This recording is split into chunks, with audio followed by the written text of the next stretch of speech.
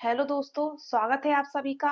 आज हम कर रहे हैं अध्याय 5 समांतर श्रेणी प्रश्नावली 5.3 का पार्ट 3। पिछली वीडियो में हम पार्ट 1 और पार्ट 2 कर चुके हैं। आज हम कर रहे हैं पार्ट 3। हम पढ़ रहे हैं class 10th math NCERT book से। पिछले 14 क्वेश्चन हम लोग कर चुके हैं। आज हम करेंगे 15वां क्वेश्चन। तो 15वां क्वेश्चन हमारा क्या है कि निर्माण कार्य से संबंधित किसी ठेके में एक निश्चित तिथि के बाद विलंब से पूरा करने के लिए जुर्माना लगाने का प्रावधान है। एक कोई निर्माण कार्य हो रहा है, उसमें ना ठेके पे एक निश्चित तिथि की, मतलब कि अगर निश्चित तिथि दी हुई है किसी को 1 तारीख तक, अगले महीने की 1 तारीख तक, अगर 1 तारीख से 2 होती है, एक दिन बढ़ जाता है, तो उस पर जुर्माना लगाने का क्या है, प्रावधान है। और वो जुर्माना इस प्रकार है कि पहले दिन का 200 रुपए और दूसरे दिन का 250 रुपए और तीसरे दिन का 300 रुपए। ठीक है। प्रत्येक उठते दिन का जुर्माना अपने से ठीक पहले दिन से 50 रुपए अधिक है। एक ठेकेदार को जुर्माने के रूप में कितनी राशि अदा करनी पड़ेगी यदि वह इस कार्य करने में 30 दिन का विलंब कर देता है। मतलब कि वो 30 दिन लेट है। अगर वो 30 दिन लेट है तो उसे कितना जुर्माना देना होगा। जैसे कि एक दिन का जुर्माना उसे कितना देना पड़ रहा है, 200 रुपए, और अगले दूसरे दिन 2 दिन का जुर्माना है तो उसके 50 रुपए और बढ़ जाएंगे। मतलब कि दूसरे दिन का जुर्माना उसका कितना है, 250 रुपए। और अगर उसके 3 दिन हो गए तो उसे कितने 50 रुपए और देने होंगे, मतलब कि 300 रुपए देने होंगे तीसरे दिन। तो ऐसे लेट होते होते होते उसने 30 दिन विलंब कर दिया, मतलब 30 दिन लेट है वो अपनी कार्य तिथि में, कार्य करने की तिथि से। तो उसे टोटल कितने रुपए देने होंगे 30 दिनों के लिए, तो ये हमें उसमें बताना है। चलिए इसे सॉल्व करते हैं। तो पहले दिन का जुर्माना कितना है, 200 रुपए। तो हमारी एपी की सूची बन गई। पहले दिन का जुर्माना 200 रुपए, ठीक है। दूसरे दिन का 250 रुपए और तीसरे दिन का 300 रुपए। ऐसे ऐसे उसका जुर्माना 30 दिन तक है। तो हमारा प्रथम पद क्या हो गया, प्रथम पद ए बराबर हो गया हमारा 200 रुपए। ठीक है। अब हमें क्या निकालना है, सार्वंतर। सार्वंतर हमारा क्या होता है, सार्वंतर होता है हमारा डी बराबर A2 माइनस A1। ये हमारा A1 है, ये हमारा A2 है। तो हम क्या करेंगे, 250 में से 200 घटा देंगे तो हमें क्या मिल जाएगा, सार्वंतर। सार्वंतर हमें कितना मिल जाएगा, 50 रुपए। ठीक है।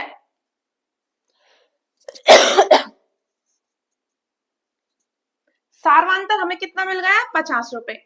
अब हम क्या करेंगे, वो कितने दिनों का बोल रहा है, 30 दिनों का। तो हमारे पदों की संख्या कितनी है, 30 है। हमारे पास ए है, डी है और एन है। तो हम फॉर्मूले में, हमारा फॉर्मूला क्या होता है, एस एन। एन हमारा कितना है, 30। तो हम एन की आप 30 रखेंगे बराबर n/2। ठीक है, गुणे 2a प्लस n-1 गुणे डी। ये हमारा क्या होता है, फॉर्मूला होता है। S30 बराबर n हमारा कितना है, 30 है, 30 और बटे में कितने आए, 2। ठीक है, गुणित 2, ए हमारा कितना है, 200 प्लस n-1। n-1 कितना होगा, 30 माइनस 1 तो कितना होगा, 29 गुणित डी हमारा कितना है, 50। ठीक है, यहां तक क्लियर है। चलिए आगे बढ़ते हैं। हम ये 2 से हमने 30 को काटा तो कितना आएगा, 15 दूनी 30, तो 15 बार में आएगा। तो 15 गुणित 20 दूनी कितना, 200 है यहाँ पे, 200 दूनी 400 प्लस 29 का 50 से गुणा करेंगे, जीरो ऐसा कैसा, 5 नाम 45 की 5 हासिल आई 4, 5 9 10 और 4 14। ठीक है। अब S30 बराबर गुणे 15 गुणित 1450 और 400 को जोड़ेंगे तो कितना होगा, जीरो ऐसा कैसा, 50 ऐसा का, 4 और 4 8 और 1 ऐसा कैसा। ठीक है। अब S30 बराबर 15 गुणित हम 1850 करेंगे तो जीरो ऐसा कैसा, 15 5 75 की 5 हासिल आई 7 15 8 120, 120 और 7 127 की 7 हाथ से लाई 12, 15 एकम 15, 15 और 12 27। ठीक है, तो हमारा 30 दिन का कार्य का जुर्माना कितना आ गया? 27,750। तो हम लिखेंगे अथा 30 दिन का विलंब कार्य होने पर उसे 27,750 रुपए का जुर्माना देना होगा।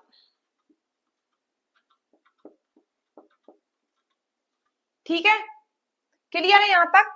तो हमें क्वेश्चन में क्या पूछा था? क्वेश्चन में पूछा था कि निर्माण कार्य से संबंधित किसी ठेके में एक निश्चित तिथि के बाद कार्य विलंब करने से कार्य के लिए जुर्माना लगाने का प्रावधान है। पहले दिन के लिए 200 रुपए, 30 दिन के लिए 250 रुपए और 30 दिन के लिए 300 रुपए। और वो क्या कह रहा था हमसे कि यदि इस कार्य को करने में 30 दिन का विलंब कर देता है तो उसे ठेकेदार को कितनी राशि देनी होगी। तो हमारी एपी की सूची क्या तैयार हो गई थी कि पहले दिन के लिए 200 रुपए, दूसरे दिन के लिए 250 रुपए और तीसरे दिन के लिए 300 रुपए। ये हमारा A1, A2, A3। तो प्रथम पद ए हमें क्या मिल गया? 200। और सर्वांतर डी, सर्वांतर तो वो हमसे खुद भी बोल रहा है कि अपने कार्य से ठीक पहले के लिए उसे 50 रुपए अधिक देने होंगे, लेकिन फिर भी हमने निकाल लिया कि A2 माइनस A1। ठीक है, तो डी बराबर हमारा कितना आ गया? 50। और एन हमें उसमें क्वेश्चन में ही बोला है कि 30 दिन का विलंब कार्य कर देता है, तो एन बराबर हमारा कितना आ गया? 30। तो S30 बराबर n/2 गुणे 2a plus n-1 into D. ठीक है, एन की जगह पे हमने 30 रख दिया, बटे में 2 ऐसा कैसा गुणे 2a, ए की जगह पे हमने क्या रख दिया? 200 रख दिए प्लस n-1 यानी 30 माइनस 1 तो कितना हुआ? 29। तो 29 गुणे डी हमारा कितना है? 50। ठीक है, S30 बराबर 2 से हमने 15 काटे, तो 2 से हमने 30 काटे, 15 बार में गया। ठीक है, और 200 दूनी 400 प्लस ये कितना हो गया? 29 पंचे 50 किए, तो हमने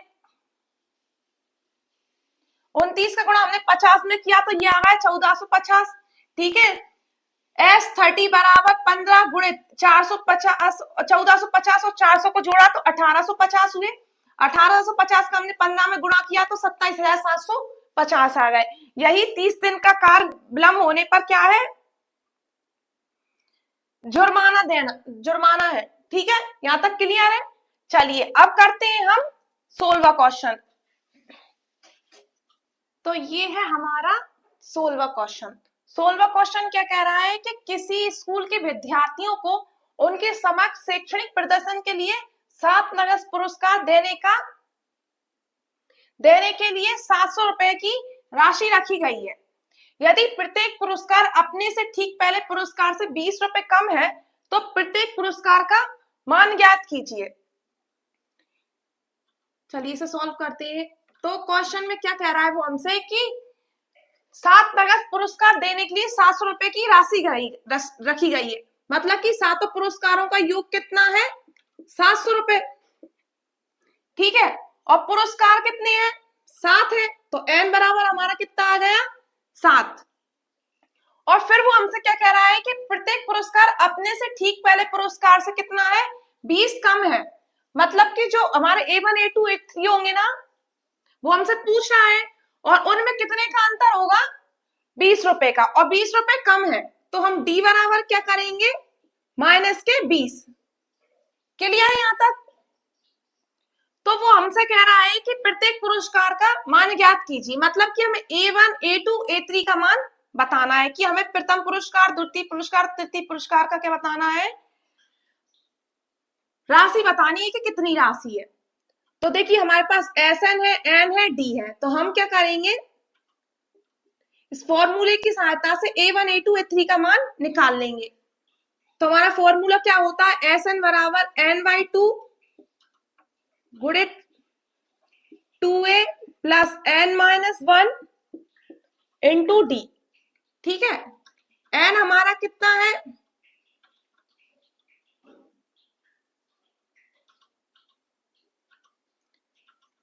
20 है बराबर n/2, n का मान कितना है -20 है, n का मान हमारा 7 है, ठीक है। तो 7/2 गुणित a की जगह पे हम क्या रखेंगे, हमें नहीं पता, प्लस n-1 यानी कि 7-1 तो कितना होगा 6 गुणित d हमारा कितना है -20, ठीक है। S7 का मान कितना है हमारा 700 बराबर 7/2 2a प्लस नहीं आएगा, ये माइनस, क्योंकि ये माइनस का साइन है तो 20×120, ठीक है। इसके बटे में कुछ नहीं है, हम त्रियक गुणा कर देंगे, एक मान लेंगे और त्रियक गुणा कर देंगे, तो ये हो जाएगा 7 दूनी 14 और 0 ऐसा का ऐसा बराबर 7 एकम 7 गुणित 2a -120। क्लियर यहाँ तक? अब हम क्या करेंगे, 7 का इस पूरे में क्या कर देंगे, गुणा कर देंगे, तो 1400 बराबर 14a माइनस 12×7=84 और 0 ऐसा कैसा, ठीक है। 14a बराबर 1400, ये 840 बराबर की उस साइड जाके प्लस के हो जाएंगे, तो ये कितना हो जाएगा प्लस 840, ठीक है। 14a बराबर ये कितना हुआ 0 ऐसा कैसा 4 ऐसा कैसा 8 4 12 की 2 हासिल आई 1 1 और 1 2, ठीक है। तो 14 ये 14 हमारा गुणा में बराबर की उस साइड आके बटे में आ जाएगा, ठीक है। इसे हम 2 से काटते हैं, 2 एकम 2 2 एकम 2 2 दूनी 4 और 0 ऐसा कैसा, ये 7 आया, अब हम 7 से काटेंगे 7 एकम 7, ठीक है। बचे कितने 4 7×6 42 और 0 ऐसा कैसा, तो हमारे a का मान कितना आ गया 160, ठीक है। तो प्रथम पुरस्कार का मूल हमारे पास आ गया कितना a। अब हम क्या निकालेंगे द्वितीय पुरस्कार, द्वितीय पुरस्कार क्या होता है a2 बराबर a + 2d, ठीक है। a हमारे पास कितना है 160 प्लस 2 गुणित d का मान हमारा कितना है -20, तो ये यहाँ पे कितना हो जाएगा 160 माइनस के 20 दूनी 40, यहाँ पे d अकेला होता है, ठीक है।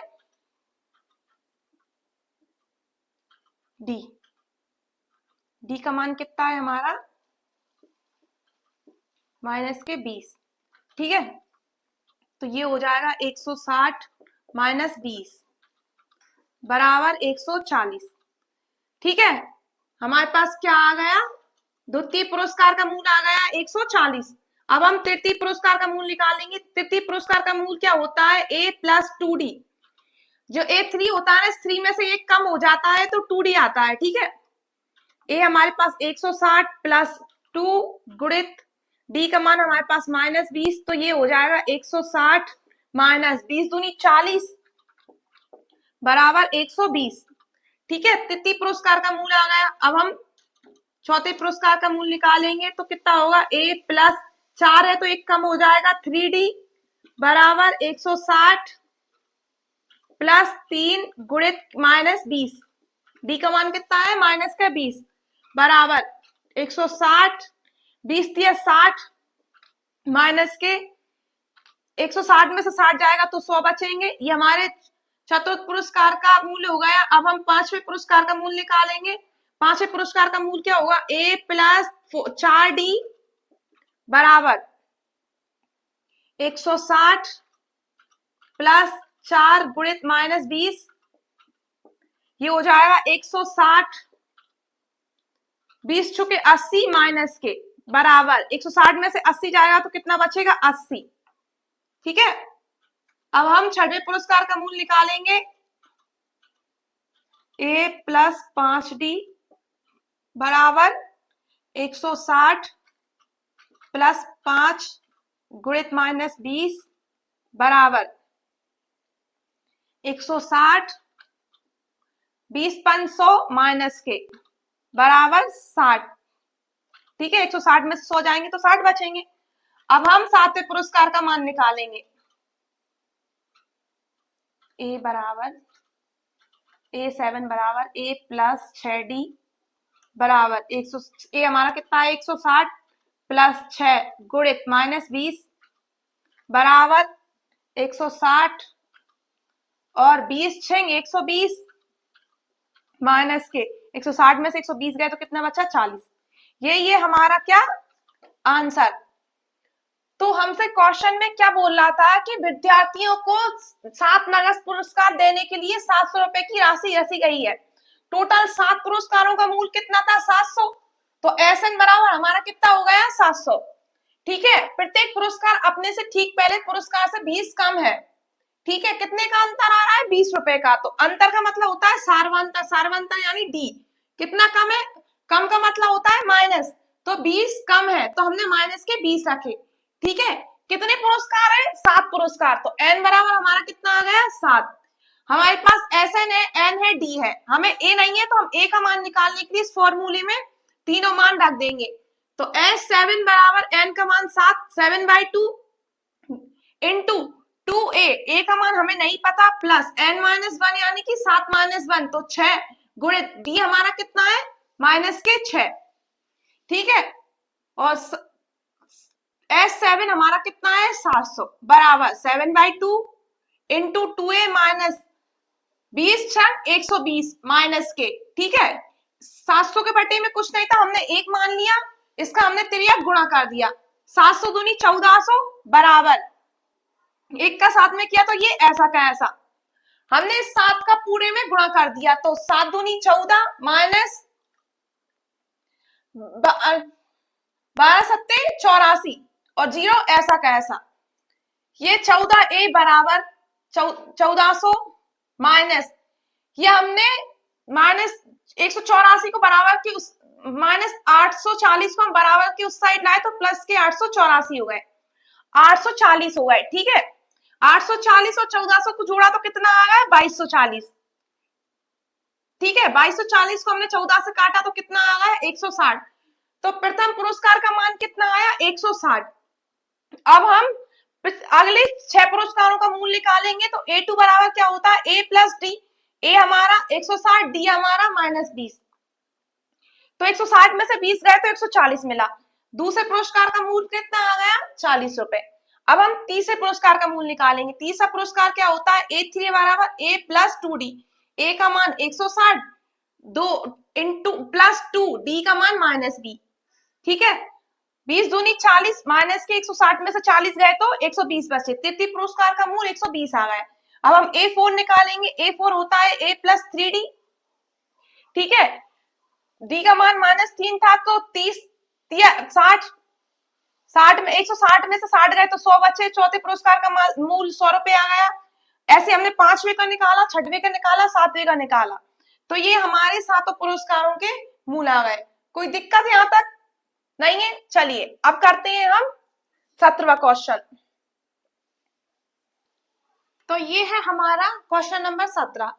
17वें प्रश्न में क्या है हमारा कि एक स्कूल के विद्यार्थियों ने वायु प्रदूषण कम करने के लिए स्कूल के अंदर और बाहर पेड़ लगाने के बारे में सोचा। यह निर्णय लिया गया कि प्रत्येक अनुभाग अपनी कक्षा की संख्या के बराबर पेड़ लगाएगा। उदाहरण के लिए कक्षा 1 का एक अनुभाग 1 पेड़ लगाएगा, कक्षा 2 का एक अनुभाग 2 पेड़ लगाएगा और कक्षा 3 का एक अनुभाग 3 पेड़ लगाएगा इत्यादि, और ऐसा कक्षा 12 तक चलता रहेगा। प्रत्येक कक्षा के 3 अनुभाग हैं। अनुभाग मतलब सेक्शन, 3 सेक्शन है। इस स्कूल के विद्यार्थियों द्वारा लगाए गए कुल पेड़ों की संख्या कितनी होगी। तो इसे हम सॉल्व करेंगे। क्वेश्चन में क्या कह रहा है कि वो कक्षा 1 का जो विद्यार्थी है ना, वो क्या करेगा 1 पेड़ लगाएगा, 1 सेक्शन। तो 3 सेक्शन है तो कितने पेड़ लगाएंगे 3 लगाएंगे। ठीक है, फिर वो हमसे क्या कह रहा है कि कक्षा 2 के विद्यार्थी 2 लगाएंगे, हर एक सेक्शन कितना लगाएंगे, 2 पेड़ लगाएंगे, और कितने सेक्शन है, 3 है, तो कितने पेड़ लगाएगा वो, 6 पेड़ लगाएगा। ठीक है, अब वो कह रहा है कक्षा 3 का 3 पेड़ लगाएगा, सेक्शन कितने हैं, 3 है, तो कक्षा 3 का कितना लगाएगा, 9 लगाएगा। ठीक है, इस तरह ये क्रम चलता रहेगा कक्षा 12 तक। ठीक है, और कितनी कक्षाओं तक चलेगा, ये चलेगा 12वीं क्लास कक्षा तक। ठीक है, n बराबर हमारा कितना है, 12। ठीक है, अब हमें क्या करना है, इसमें हमें पेड़ों की संख्या बतानी है। ठीक है, ये हमें बताना है। तो प्रथम पद हमारा क्या है, प्रथम पद है हमारा 3। ठीक है, सर्वांतर डी हमारा कितना है, डी क्या होता है, a2 माइनस a1। a2 हमारा क्या है, 6 है, a1 हमारा कितना है, 3 है, तो d बराबर हमारा कितना आ गया, 3। क्लियर यहां तक, a है, n है, d है, तो हम क्या करेंगे, फॉर्मूले में सारे मान रख देंगे। a12 बराबर n/2 into 2a plus n-1 into T, ये हमारा फॉर्मूला आ गया। तो S12 बराबर n हमारा कितना है, 12 बटे में 2, 2, a हमारा कितना है, 3 प्लस n-1, n-1 यानी कितना हो गया, 12 माइनस 1 यानी 11 गुणित d हमारा कितना है, 3। ठीक है, तो S12 बराबर 2 से 12 को काटेंगे 6 आएगा, गुणित 3 दूनी 6 प्लस 11 तिया 33। क्लियर है यहां तक, तो S12 बराबर 6 गुणित 33 और 6 कितने हुए, 39। ठीक है, तो S12 बराबर 9 चुक 54 की 4 हासिल आई 5, 18, 9 6 18, 18 और 5 23। ठीक है, तो टोटल कितने पेड़ लाएंगे, 234। तो हम अतः करके लिखेंगे, अतः कक्षा 12 तक के विद्यार्थियों को, यहां लिखेंगे कक्षा 1 से 12 तक के विद्यार्थियों को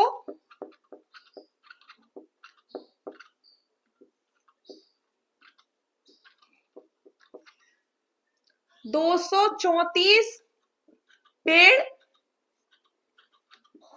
लगाने होंगे। ठीक है, पेड़ों की संख्या, पेड़ों का योग कितना आ गया हमारे पास, 234। ठीक है, तो क्वेश्चन में हमसे कह रहा था कि कक्षा 1 के विद्यार्थियों के एक सेक्शन को कितना, एक पेड़ लगाना है, तो हर सेक्शन में कितने, हर कक्षा में कितने सेक्शन है, 3 है, तो पहली कक्षा में कितने पेड़ लगेंगे, 3। दूसरी कक्षा में भी 3 सेक्शन है और पेड़ लगाने, प्रत्येक सेक्शन को कितने लगाने, 2 पेड़, तो 2 3 6 हो गए, तो 6 लगाने। कक्षा 3 के एक सेक्शन को 3 लगाने और कितने सेक्शन है, 3, तो 3 तिरका 9। इस तरह उनको क्रम बढ़ता चला जाएगा। ऐसे ही 12वीं के विद्यार्थियों को एक एक सेक्शन को 12 लगाने होंगे। ठीक है, तो हमें कितने तक है स्कूल, 12वीं तक, तो कितनी कक्षाएं, 12, तो हमें n का मान कितना मिल गया, 12। ठीक है, ऐसे हमें पता नहीं है, हमें कुल पेड़ों का योग बताना है। ए हमारा कितना होगा, 3 प्रथम पद। अब हम सर्वांतर निकालेंगे, सर्वांतर क्या होता है, a2 माइनस a1, ये हमारा a2 है, ये हमारा a है, 6 में से 3 जाएंगे, 3 बचेंगे, तो कितने का अंतर चल रहा है, 3 का। इन तीनों मान को हमने इस फॉर्मूले में रख दी। n की जगह पे हमने 12 रख दिया, a की जगह पे हमने 3 रख दिया, d की जगह पे हमने 3 रख दिया। और 12 माइनस 1 कितना होता है 11। 2 से हमने 12 को काटा 6 आया, 2 गुणित 2 3 6 प्लस 11 33। ठीक है, S12 बराबर 6 और 33 और 6 कितने हो गए 39। 39 छक्के कितने हो गए 234। तो टोटल कितने पेड़ लगाएंगे, पेड़ों की संख्या कितनी हो गई 234। यही है हमारा आंसर। क्लियर है? चलिए अब करते हैं हम 18वां क्वेश्चन। तो ये है हमारा 18वां क्वेश्चन।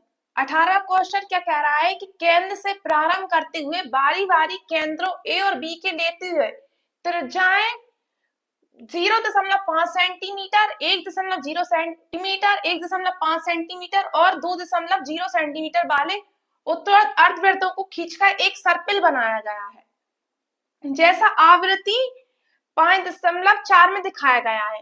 13 क्रमबद्ध अर्धवृत्तों से बने इस सर्पिल की कुल लंबाई क्या है ये हमें बताना है। और पाई बराबर क्या रखना है, पाई का मान होता है 22/7। तो ये हमारा एक क्या है अर्धवृत्त है। ठीक है, इसे हमने यहां से खींच के ले गया ये। ठीक है, तो ये L1 अब यहां से खींच के ले गया, इसकी लंबाई L2 और इसको यहां से खींच के ले गया, तो ये कितना हो गया हमारा L3। ठीक है, और हमसे क्या कह रहा है वो कि अर्धवृत्त से बने इस सर्पिल की कुल लंबाई हमें बताना है। ठीक है,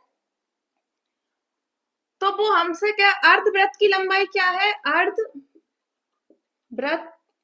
की लंबाई L1 plus L2 plus L3। ठीक है, डैश डैश डैश। अब हमें क्या करना है कि वृत्त की त्रिज्या क्या होती है, वृत्त की त्रिज्या होती है, ये त्रिज्या खींच के क्या कर इसकी त्रिज्याओं को बढ़ा रहा है। वृत्त की त्रिज्या होती है 2 पाई आर और अर्धवृत्त की क्या होती है 2 पाई आर बटे 2। 2 से 2 कट जाता है तो कितनी होती है पाई आर। तो पाई आर का मान हमें कितना दिया है, त्रिज्या इसकी कितनी दी है 0.5 और पाई हमारी ऐसी। ठीक है, फिर दूसरा हमारा क्या हो जाएगा, दूसरा हमारा हो जाएगा पाई आर। ठीक है, पाई R2, पाई हमारा ऐसा कैसा और R2 का मान कितना दिया हुआ है हमें 1.0 पाई। ठीक है, ये सेंटीमीटर में चल रहे हैं। और फिर तीसरा हमारा क्या हो जाएगा पाई R3। ठीक है, पाई हमारी ऐसी और R का मान कितना है, R3 कितना है हमारा 1.5 सेंटीमीटर। R4 भी दिया है हमें, इसे मैं R4 कितना दिया है 2.0 पाई और सेंटीमीटर में। क्लियर है यहां तक? चलिए इसे हम थोड़ा अच्छे से लिख लेते हैं।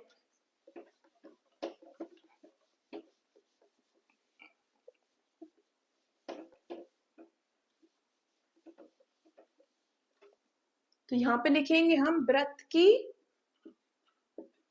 लंबाई L1 plus L2 plus L3, ये हमें क्या करनी है ज्ञात करनी है। ठीक है, और अर्धवृत्त की त्रिज्याएं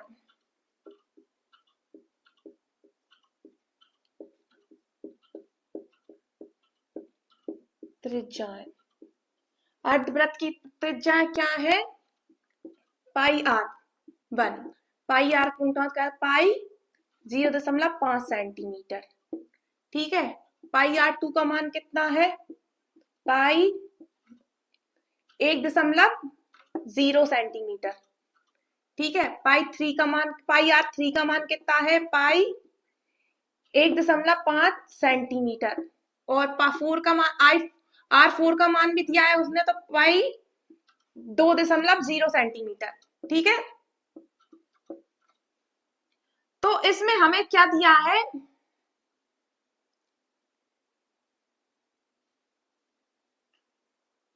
इसमें हमें प्रथम पद ए बराबर उसने हमें क्या दिया है, ए बराबर हमें दिया है 0.5 पाई सेंटीमीटर। ठीक है, अब हम क्या निकालेंगे, सारवांतर निकालेंगे। सारवांतर क्या होता है, A2 मान, ये हमारा A1 है, ये हमारा A2 है, ये हमारा A3 है, ये हमारा 4 है। तो हम पाई 1.0 में से क्या करेंगे, पाई 0.5। ठीक है, तो ये हमारा डी कितना निकाले आएगा, ये पाई को कॉमन ले लो। ठीक है, 10 में से 5 है, कितने बचे, 5 दशमलव, और 1 में से 1 गया तो 0। डी हमारा ये निकाले आया। ठीक है, अब हम निकालेंगे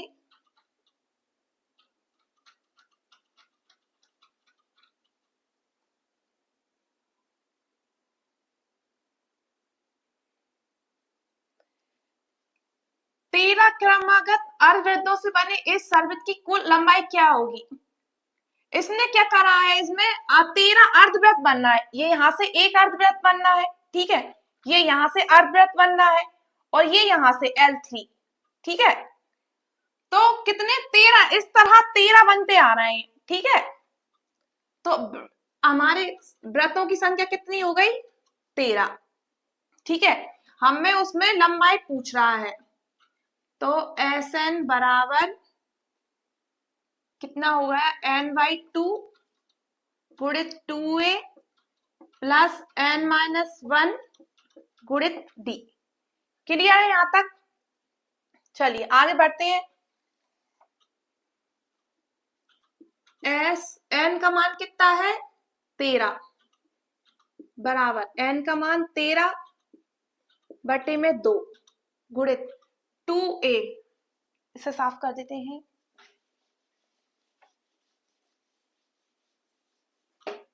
2A का मान कितना है हमारा, पाई गुणित पाई 0.5 प्लस N का मान कितना है, 13, तो 13 - 1 12 गुणित, या D का मान कितना है 0.5 पाई।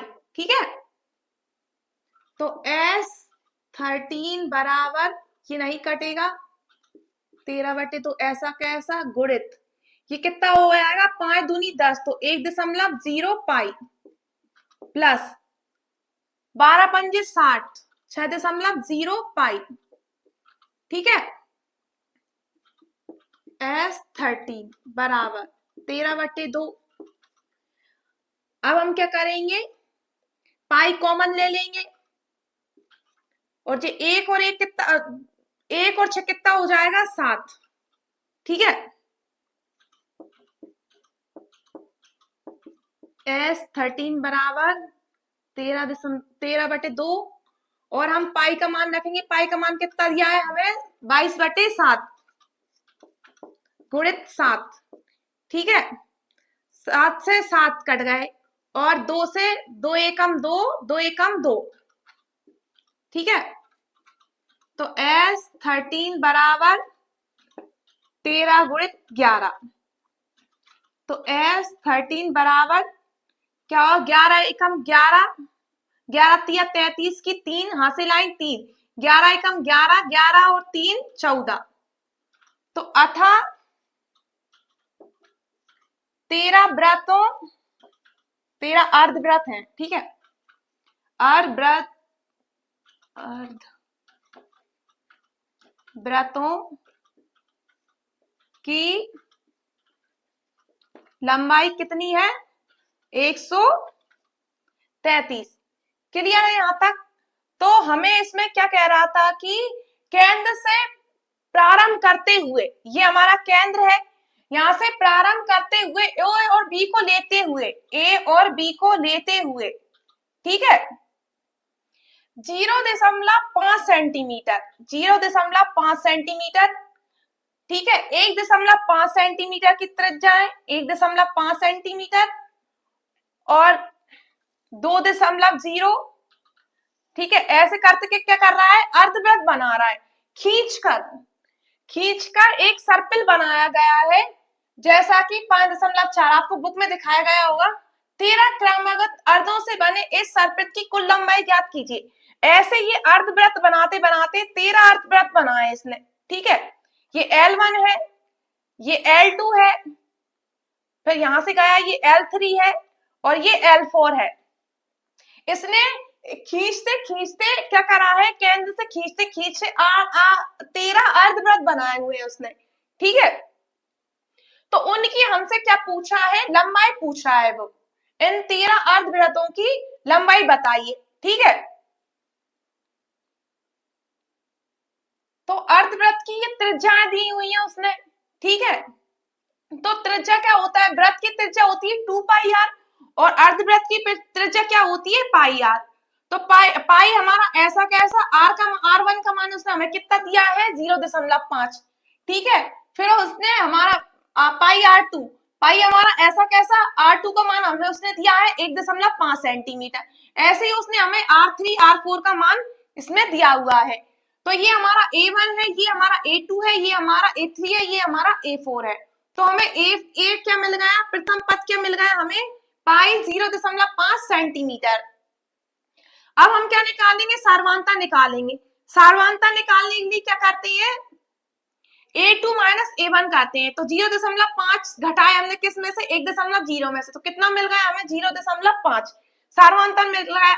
वो हमसे कह रहा है कि 13 अर्धवृत्तों की लंबाई ज्ञात करनी है। तो n बराबर हमारा कितना आ गया, 13। हमने इन सब के मान उठा के किस में रख दिए, इस योगफल के फॉर्मूले में रख दिए। n की जगह पे हमने 13 रख दिया, a की जगह पे हमने पाई 0.5 रख दिया, ठीक है। प्लस n-1 कितना होता है, 13-1 तो 12 आ गया, गुणित d का मान कितना है हमारा 0.5 पाई, ठीक है। तो s 13 बराबर 13/2, 2 से 13 नहीं कटा तो हमने ऐसा ही रखा रहने दिया, ठीक है। 2 0.5 का हमने 2 में गुणा किया तो कितना आया, 1.0 पाई, प्लस 0.5 का हमने 12 में गुणा किया तो 12 पंजे 60, तो 6.0 पाई। पाई हमने कॉमन ले लिया, 6 और 1 को जोड़ दिया तो 7 आ गया। पाई की जगह पे हमने 22/7 रख दिया, तो ये हमने 22/7 रख दिया। 7 से 7 कट गए, 2 से 22 कट गए, 11 बार में 11 और 13 का गुणा किया तो 143 आ गया। तो अर्धवृत्तों की लंबाई कितनी आ गई, सेंटीमीटर। क्लियर है यहाँ तक। चलिए अब करते हैं हम 19वां क्वेश्चन, क्वेश्चन नंबर 19। तो ये है हमारा क्वेश्चन नंबर 19। क्वेश्चन नंबर 19 हमसे क्या कह रहा है कि 20 लट्टों को ढेरी के रूप में रखा गया है, ठीक है। इस प्रकार रखा जाता है कि सबसे नीचे की जो पंक्ति है ना, सबसे नीचे की पंक्ति उसमें कितने हैं, 20 है। उससे ऊपर की है ना, उसमें 18 है, 19 है, फिर उससे ऊपर की में 18 है। ऐसे करते करते करते करते 200 लट्टों को रखा गया है, ठीक है। तो हमें बताना है कि 200 लट्टों को कितनी पंक्ति में रखा गया है। जैसे कि ये रखे गए हैं लट, ठीक है।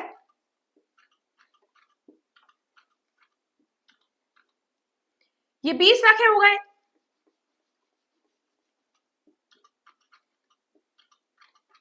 ठीक है।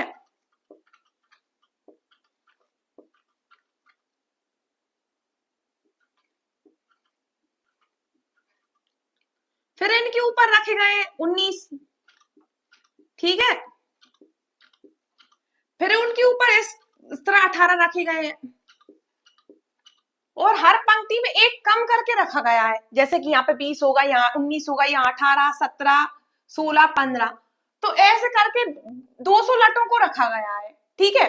तो हमें बताना है कि सबसे आखिरी की जो पंक्ति है ना, उसमें कितने लट रखे गए हैं, ठीक है।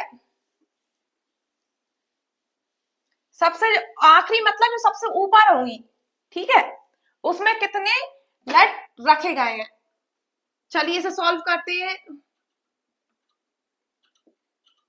तो हमसे वो क्या कह रहा है कि 200 लट है, टोटल कितने लट है, 200। तो Sn बराबर हमारा कितना हो गया, 200, ठीक है। और हमारी AP कितना है, 20 लट है नीचे की पंक्ति में, उससे ऊपर की में 19, उससे ऊपर की में 18। ऐसे करते करते करते करते उन्होंने 200 लट रख दिए। तो A हमारा कितना मिल गया हमें, 20। अब हम D निकालेंगे। D क्या होता है, A2 माइनस A1। ठीक है। A2 क्या है हमारा 20 और 19 और A हमारा कितना है 20, तो D हमारा कितना आ गया -1। और हमें सबसे ऊपरी वाली पंक्ति क्या करना है, बताना है। n हमें पता नहीं है, तो हम Sn है हमारे पास, A है, D है, इन सबको हम फॉर्मूले में रख देंगे। फॉर्मूला हमारा क्या होता है, Sn is equal to n/2 into 2A plus n-1 into D। ठीक है। Sn हमारा कितना दिया है हमें 200, n हमें पता नहीं, 2 हमारा ऐसा कैसा बटे में 2A, A हमें कितना दिया हुआ है 20 प्लस n-1 हमें पता नहीं, D हमें दिया है -1। ठीक है, चलिए आगे बढ़ते हैं। अब हम करेंगे ये त्रिया गुणा कर दो तो 200 का कितना होगा, 200 दूनी 400 बराबर n 20 दूनी 40 माइनस, ये माइनस एक काम पूरे में गुणा कर देंगे तो ये माइनस के n प्लस के 1। ठीक है, तो 400 बराबर ये n का हम पूरे में गुणा कर देंगे तो ये हो जाएंगे 40n माइनस n स्क्वायर और प्लस का n। ठीक है, तो ये 400 बराबर 40n और एक n कितना हो गया 41n माइनस n स्क्वायर। ठीक है, अब ये n स्क्वायर माइनस का प्लस का 41n। ठीक है, और ये माइनस के 400 बराबर के इस साइड आ गए बराबर 0। ठीक है, इसका हमने पक्षांतर कर दिया 400 का। ये माइनस के माइनस से गुणा कर देंगे तो क्या हो जाएगा n स्क्वायर माइनस 41n और प्लस के 400 बराबर 0। ये हमारा समीकरण बन गया। ठीक है, अब हम इसमें क्या करेंगे, ब्रज गुणन विधि लगाएंगे। तो गुणा करने के क्या करेंगे, हम हमें ऐसी संख्याएं चाहिए जो गुणा करने पे 400 आए और जोड़ने घटाने पे कितनी आए 41 आए। तो हम इसके गुणनखंड करके देख लेते हैं। इसे हम किससे लगा लेंगे, चलो 25 से लगा के देखते हैं। 25 से कम 25 बचे कितने 15, 25 छंग 150 और 16 एकम 16। तो हमें वो संख्या क्या मिल गई 25 और 16। तो n स्क्वायर माइनस 25n, ठीक है, माइनस 16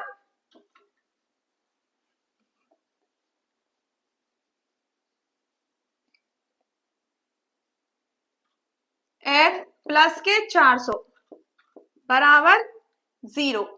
ठीक है, n हम कॉमन ले लेंगे, यहाँ पे हो जाएगा 25 n माइनस 25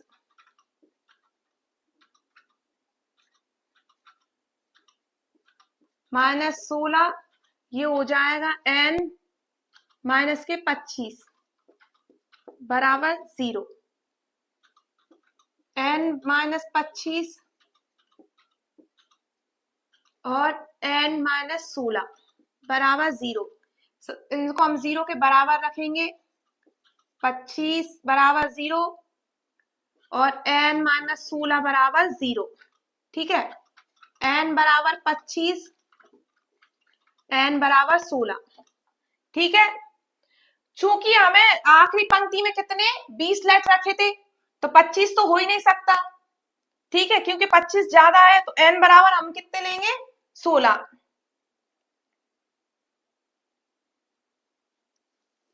चलिए आगे बढ़ते हैं।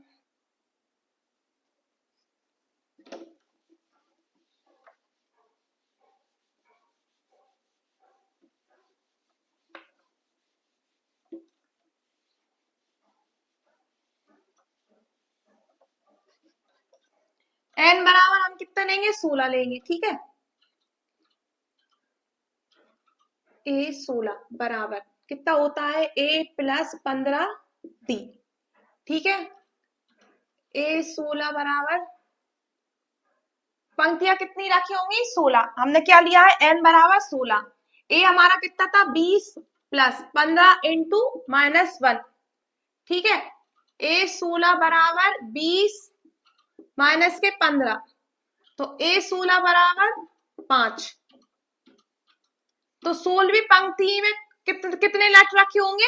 5 लेटर रखे होंगे, 25 नहीं होंगे, क्योंकि देखो 25 को करके देख लेते हैं हम। 25 क्या होगा? ए 25 बराबर होगा ए प्लस 24 डी, ठीक है। तो ए 25 बराबर ए प्लस 24 इंटू माइनस के 1, ये ए हमारा 20 था, ठीक है। तो ए 25 बराबर 20 माइनस 24, तो ए 25 बराबर -4। तो हमने 25 क्यों नहीं लिया? क्योंकि -4 माइनस में थोड़ी लट रखे होंगे, तो प्लस में रखे होंगे, ठीक है। ऐसा थोड़ी होता है कि लट्टों की संख्या कितनी होगी? -4 होगी। इसलिए हमने एन बराबर कितना लिया?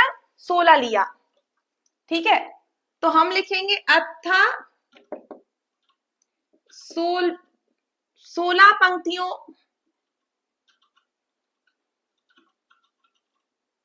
अतः 16वीं पंक्ति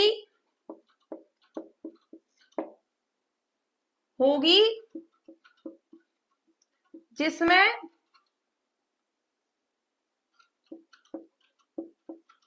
5 लट रखे जाएंगे, ठीक है। यही है हमारा आंसर। क्लियर है यहाँ तक? हमसे वो क्या बोल रहा था कि 200 लट्टों की लट है, उसमें सबसे नीचे वाले में 20 लट रखे हुए हैं, उससे ऊपर वाले में कितने रखे हुए हैं? 19 रखे हैं, और उससे ऊपर वाले में कितने? 18 लट रखे हुए हैं। ऐसे ऐसे कैसे कैसे करते करते हमें पंक्तियों की संख्या ही बतानी है, और बताने की आखिरी पंक्ति है ना, सबसे ऊपरी पंक्ति, उसमें क्या करना है? कितने लट रखे हुए हैं। तो हमारा एसएन कितना हो गया था? 200, ए हो गया था हमारा 20, A2 हो गया था A1 20, A2 18 और A2 19 और A3 18, ठीक है। और फिर हमने D निकाला। D हमने कैसे निकाला? 19 में से हमने 20 को घटाया तो कितने बचे? -1, ठीक है। हमने उस फॉर्मूले में रख दिए, हमने SN के यहाँ पे क्या रख दिया? 200 रख दिए थे। N हमारा ऐसा कैसा? क्योंकि हमें N का मान नहीं पता था। N/2 बराबर 2A, A की जगह पे हमने 20 रख दिया था, प्लस N-1 हमें नहीं पता था, और D की जगह पे हमने -1 रख दिया था फॉर्मूले में, ठीक है। हमने तिर्यक गुणा कर दिया था, तो 200 दूनी 400 हो गए थे, बराबर N, 20 दूनी 40 हो गए थे, -1 का हमने N-1 में गुणा किया था, तो कितना आया था? -N प्लस के 1, ठीक है। इस N का हमने पूरे में गुणा किया था, तो क्या हो गया था? 40N minus N² plus N, 40 और 1 कितना हुआ? 41N minus N²।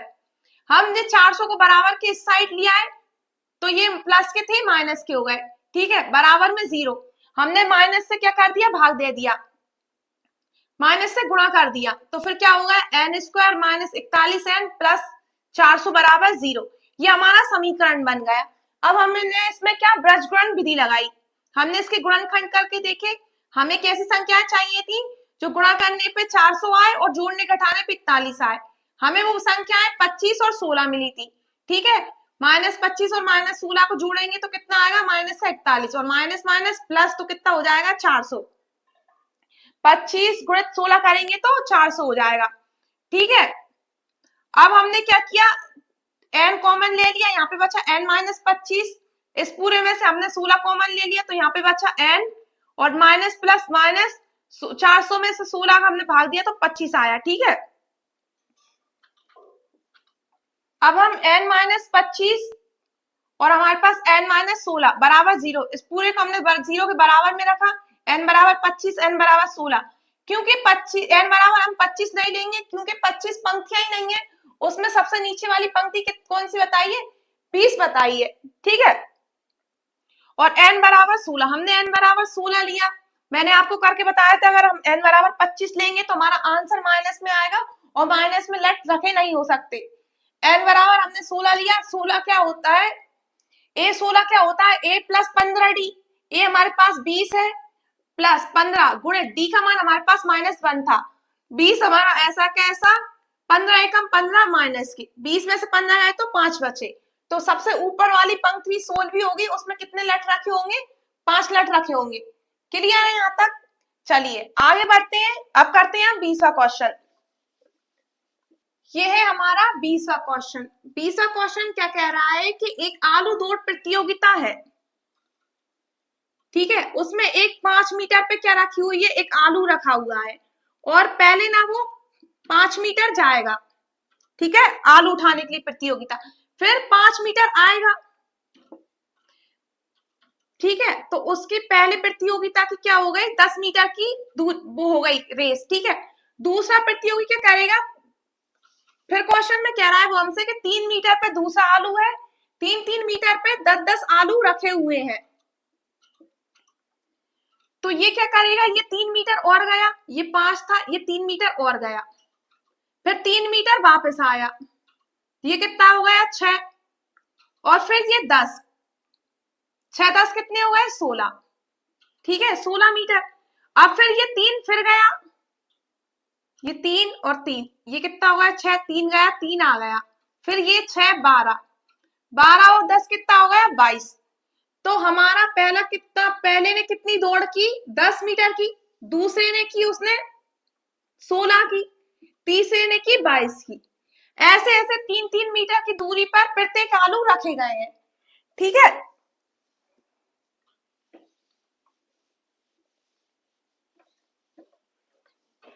तो हमें क्या बताना है उसे कि टोटल दूरी कितनी है, ये हमें बताना है।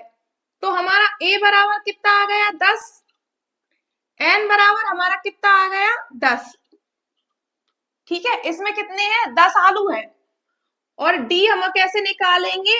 a2 minus a1। a2 हमारा कितना है? 16, और a हमारा कितना है? 10, तो d हमारा कितना निकल आएगा? 6, ठीक है। अब हमें बतानी टोटल दूरी बतानी है कि प्रतियोगियों ने कितनी दूरी तय की।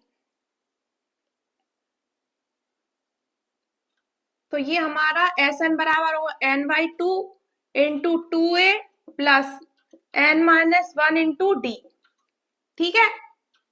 तो n का मान हमारे पास कितना है? 10 बराबर n/2 10/2 गुणित 2, a का मान हमारे पास 10 प्लस n माइनस 1 यानी कि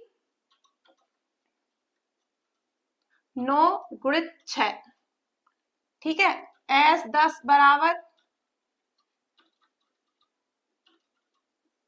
2 पंजे 10, 5 इंटू 20 और 9 छक्के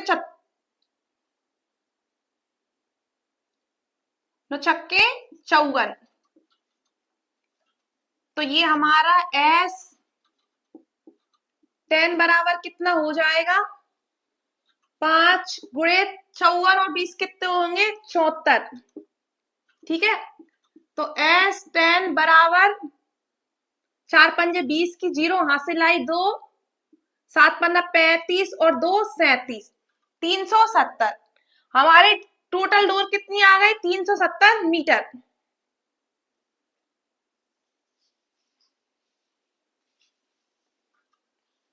हम लिखेंगे अतः प्रतियोगियों द्वारा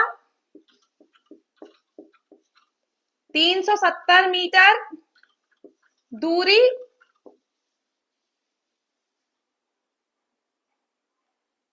दौड़ेगी, ठीक है।